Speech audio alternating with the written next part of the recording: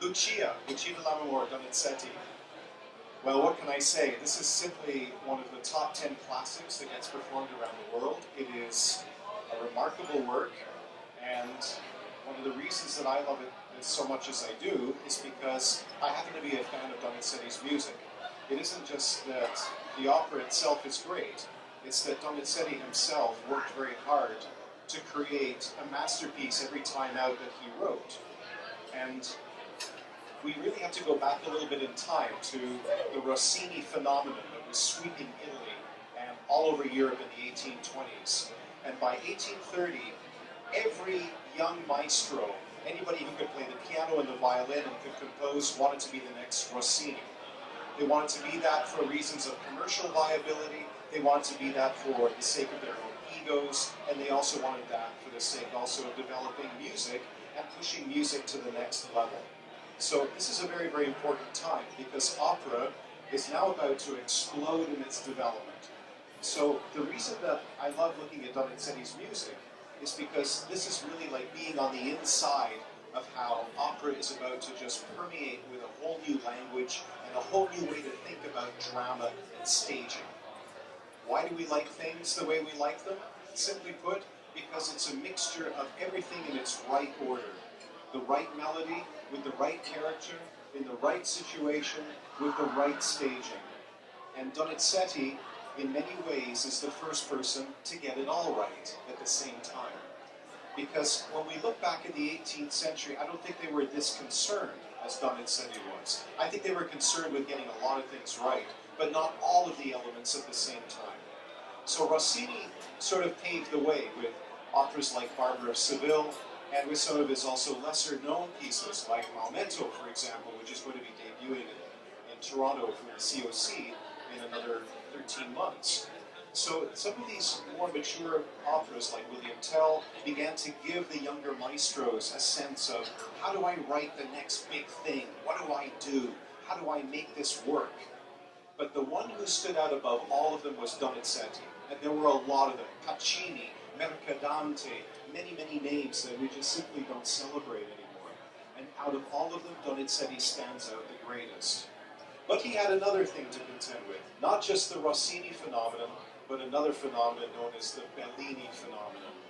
And of course, Bellini was not doing anyone any favors because he was enormously popular, but he was also enormously unhappy. He was unhappy working in France. He really wanted something new. He felt exiled. Of course, if you really want to make a lot of money, Italy wasn't always the place because he didn't know if the opera house was going to be broke or whether it's going to be open and thriving. It was hard to tell after the Napoleonic Wars. It took a long time for Italian houses and cities to get back on their feet. And of course, as the century wore on, we all know what Italy was most obsessed with in the 19th century, and it wasn't love. It was independence and a new country. So this made economic fluctuations and instabilities notoriously difficult for composers to make a living. So enter Bellini, who says, I'm going to France. And of course he begins to make a fair amount of money with these great operas such as Norma, which we all love very, very much indeed. And that sense of the grand and rather unique heroine who stands tall and firm and proud, and the variations and permutations on that concept began to take hold in the hearts of a lot of young composers. Donizetti paid close attention. Bellini, I'm sure he wasn't trying to be obliging when he did this, died young and left an enormous void in the opera world. So you can imagine that for Donizetti, a very kind-hearted man who probably didn't see anything connected with this, much like when Beethoven got a letter from Count Waldstein saying, Mozart is dead, come to Vienna. I'm thinking Beethoven thought, yeah, I'll go to Vienna, but I'm sure he wasn't thinking that Mozart's death was anything other than a horrid loss to him, because he admired Mozart. He copied Mozart's music, particularly the piano concertos, note for note. That's what taught him how to write his great piano concertos. Well, so it was with Donizetti. Donizetti didn't copy Bellini note for note, but he paid attention to the dramatic potential that Bellini could bring to the stage. Well, Donizetti, by the 1830s, had figured a number of things out. The first thing he figured out was that in the three types of music that exist in an opera, for a singer, a soloist, a solo singer to sing, the recitative, the aria, and the in-between, the arioso. The recitative, which is almost very chatty and takes us through the action quickly from one scene to another, or one aria to the next. The aria, which literally in Italian means air, that is to air out your feelings in a grand way, typically. And that which is in between, half sung, or really just sort of flowing along in singing, but not quite in a full aria way, the arioso. Those three were in a kind of balance with Rossini. Donizetti ripped that apart. That was his first order of business. His first order of business was, we need more flow through here. The music is not flowing enough. So he inserted far more arioso. He wasn't the first to do this, but he was the first to figure out that that was going to actually appeal to his innate sensibility to make dramatic staging work. You have to understand that's very exciting. Because, you know, making dramatic staging work, you know, I mean, can any of us do that here? I mean, really, let's just think about this. You know, how do these people become so great? They become great because there's something inside of them so innate that they understand what makes a dramatic and pivotal moment work. And you can't teach that to people. That's what makes these guys so amazing. Massenet, a great French opera writer, he had it in his blood. That's why he was so successful. He had more hits than anybody could ever count. Seriously.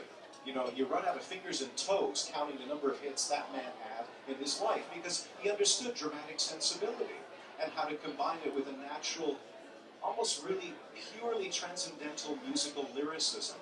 Well, this is Donizetti at his premium, at his most valuable. So he went to work trying to figure that out. And by the time he got to that great trilogy, Anne Boleyn, Maria Stuarda, Roberto Devereux, the great sort of trilogy about English rule and the Tudor families, and of course the Tudor dynasties. And almost 99% of what goes on in those operas is completely fake. Like, none of it is real at all. Most of it is him making it up and seeing, you know what, here's a great moment. Oh, why don't we just make up a moment where they meet and they have this dramatic conflict? And then he says, and then this can happen. And then he had a great imagination. So he always chose librettists who could actually tie into that imagination really, really well. But he only insisted on one thing, and that was overruling his librettist at the right time. And maybe the best example of that ever happened is in Elixir of Love, Lucia di Lammermoor, which of course is that great comedy, you know, about a country bumpkin who falls in love with a woman who's just a little bit too good for him. And you know, it's remarkable that when Romani, his librettist, gave him Act 2 of how this was all going to be reconciled, and he said, you know, it's missing something. You know what it was missing? It was missing the most famous aria, one of the most famous arias that's ever been written, even more famous than anything Verdi wrote, even more famous than La Donna e Mobile, and that's Una furtiva lagrima, a hidden tear, one of the greatest, most beautiful arias. If you don't believe me, go home and YouTube it, really, seriously. Una furtiva lagrima. And he said, you know, it's missing this moment where we just have a pause in the structure, and this insertion is going to only build and make it even more likely that these two people are going to actually be together at the end of the opera, rather than sort of marching along in kind of your librettist literary way. The musical way is that here's the moment where we stop and pause, and we have this wonderful moment of a hidden tear where he thinks he's never going to get the girl. It's a great moment. But you know what? It also proves something to us. Comedy, tragedy, what's the difference? It's all dramatic staging to Donizetti. There's no difference at all to him. He doesn't care. What I like about Donizetti the most, though, is that when you add all of this together, and you look very, very closely at how he cobbles together and pulls together every scene, he is very, very interested, not in any kind of realism in the sense that we would say, well, are you sticking to the source, like we talked about? No, the realism he's interested in is very, very tied to, very closely, what he saw when he went to Paris to work. He went to Halévy's La Juive, the Jewess. And at the end of La Juive, the can you imagine, this happened 180 years ago. At the end of that opera, they burned her alive. It's a horrid indictment of racism, and it happened nearly 2 centuries ago. We think ourselves so enlightened. I think we are. But you know, the reality is that when you look at how such a powerful dramatic statement can be gripping, and on that big, big Paris stage, something like the Met, it was the biggest stage of the time. The only one that could equal it would be, you know, La Scala in Milan. And on the backdrop of that stage, it really struck home. And he said, the French understand spectacle.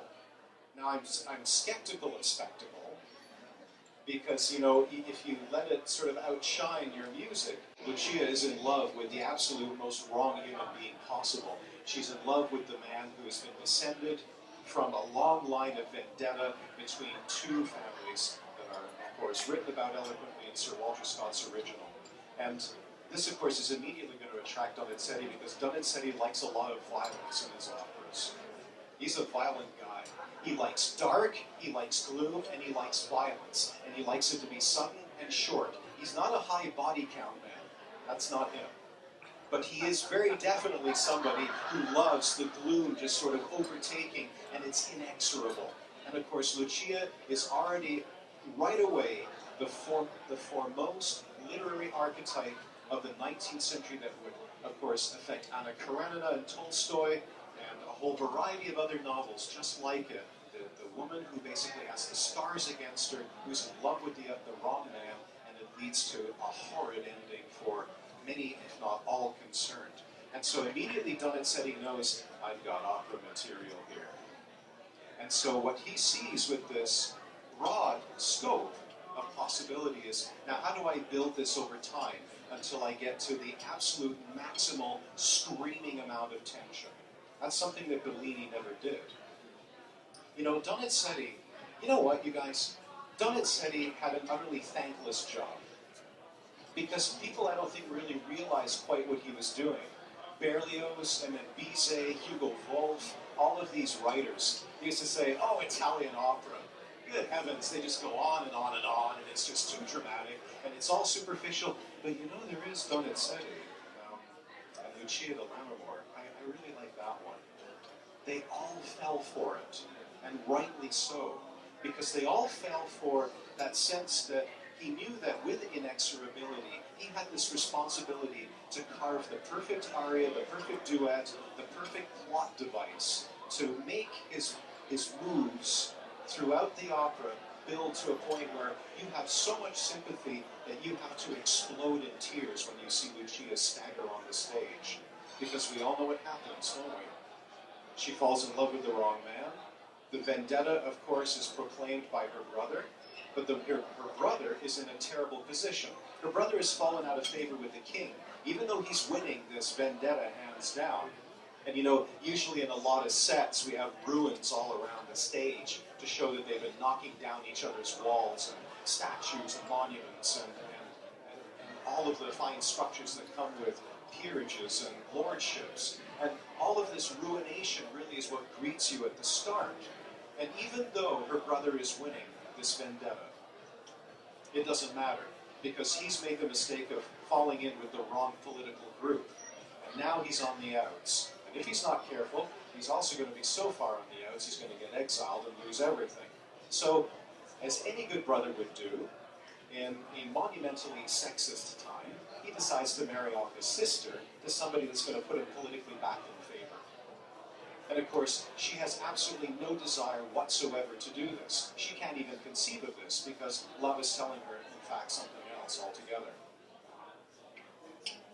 What makes this worse, just to cut to the chase, is that at a certain point where she's ready to capitulate, and she's going to say, after being forced horribly, that yes, she's going to do what her brother wants.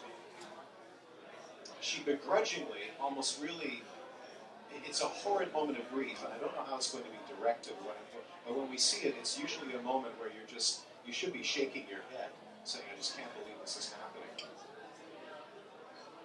The man that she loves, who's off in France, comes back early and witnesses the signed wedding contract. and has the most maximal enormous hissy fit in the history of any male character lead of opera. And he repudiates her so badly to the point of utter degradation and humiliation that she's on the verge of passing out. So not only is she with the wrong man, not only is she psychologically weak, and of course there's a curse involved. The Italians love a curse. I always thought it was Verdi, but then I realized the curse is in a lot of Italian opera, you know.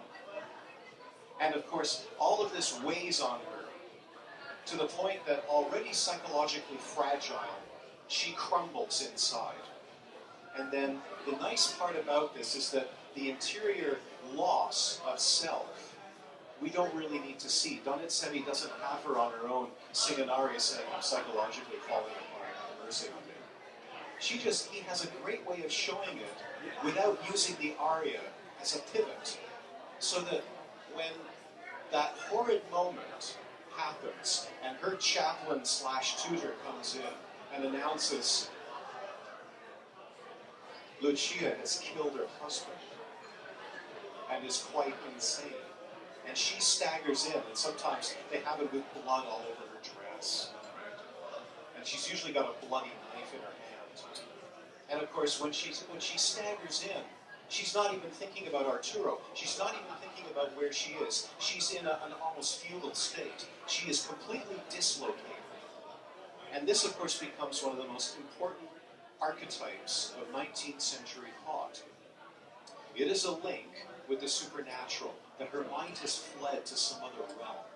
That's how they're going to see this. For those of you who saw my presentation, Science and the Supernatural in the 19th Century, where we did Tales of Hoffmann, this is sort of another side of it. So madness, derangement, but also the imagination are in another realm for the romantic thinker, whether they're German or Italian.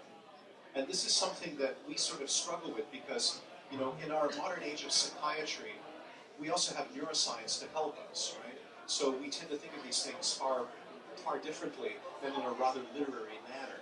So that drawing together of this archetype of madness and otherworldliness then demands some sort of writing and demands some sort of structure that would actually connote this. And so for that, he wrote an obbligato aria. An obbligato means there's one instrument that's obliged to play along.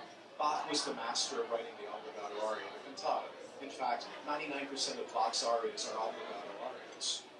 So, in the case of Donizetti, what's the instrument that he chooses to connote madness? Many of you know the answer. It was a glass harmonica. Can you imagine that? When Toronto did it, the COC did it with glass harmonica. They restored the glass harmonica part. It was creepy. It worked. You know, Donizetti's a genius. Now, it's really hard to get this. It really is. I mean, it's hard to get a glass harmonica and to get it to work. But you know what? Flute works just fine. And I think we have a flutist who's actually playing. And I really love the flute anyway because it's just as remarkable, just as mercurial, and just as sort of flighty, and just as tragic with how she sings. So this is something that when we actually speak of it, not as an epic moment, but it's really a build-up that is miraculous in the sense that Donizetti can see how to construct psychological disillusion so well musically through structure and through orchestration too. One of the things that we always celebrate about Donizetti and what many critics have remarked upon about his writing is that, you know, when you look at his orchestration compared to Verdi or Bellini, they say it's really, really sparse. Because he lets the singer have a voice. He lets the singer have that space. He was very good with singers, unlike Rossini, who didn't really like a lot of his singers very much at all. He was always complaining that they were trying to ornament his music. Would you stop it? Stop changing my music. You know, he often would finally snap and lose his temper. No wonder he stopped composing before the age of 40.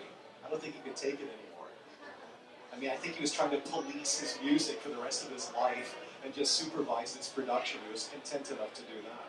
But Donizetti was very responsive to his audience, and he was very responsive to his singers. And I think that natural humility and that natural ability to work with text, scene, language, all of these things is what made him so illustrious in the 1830s and 40s. And though Verdi never acknowledged him, and he really should have, if it's not for Donizetti, I don't think we have any of the great Italian operas that we love so much that followed him. And if it's not for Donizetti, I don't think we have the first dawn of 19th century structure and appreciation of how to put together an opera just so.